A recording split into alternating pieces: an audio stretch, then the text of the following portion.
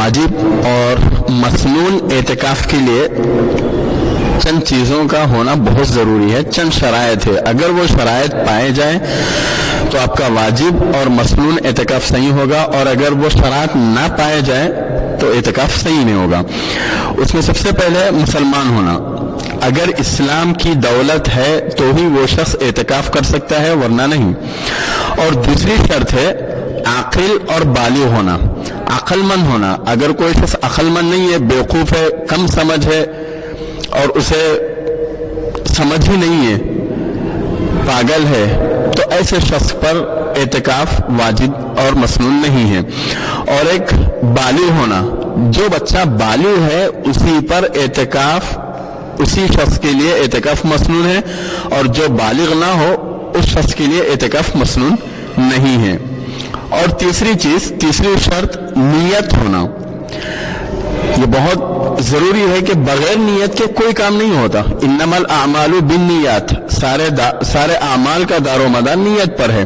اس وجہ سے اعتکاف سے پہلے بھی اعتکاف کی نیت کرنا بہت ضروری ہے. اور یہاں پر واضح کر دوں کہ نیت کے لیے کوئی خاص دعا نہیں ہے. دل میں نیت کر لے کہ میں اعتکاف کے لیے، مسنون اعتکاف کے لیے بیٹھ رہا ہوں، بس یہی کافی ہے.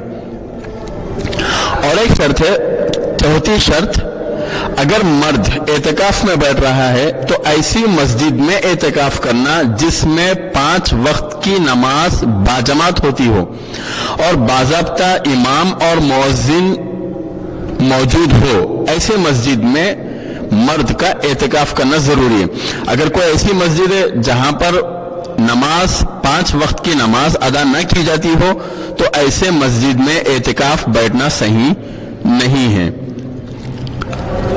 اور ایک 5ویں شرط ہے، اعتکاف میں بیٹھنے والا شخص روزے سے ہونا. اعتکاف کے لیے، مسنون اعتکاف کے لیے ضروری ہے کہ وہ شخص روزے دار ہو. اگر روزے کی حالت میں نہ ہو تو اس کا اعتکاف صحیح نہیں ہوتا.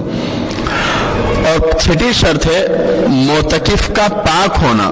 اگر معتکف مرد ہے تو جنابت سے پاک ہونا، اور اگر اعتکاف میں بیٹھنے والی عورت ہے تو اس کا حیض و نفاس سے پاک ہونا بہت ضروری ہے. یہ 6 شرطیں اگر پائی جائے تبھی اس کا اعتکاف صحیح ہوگا، ورنہ اس کا اعتکاف صحیح نہیں ہوگا.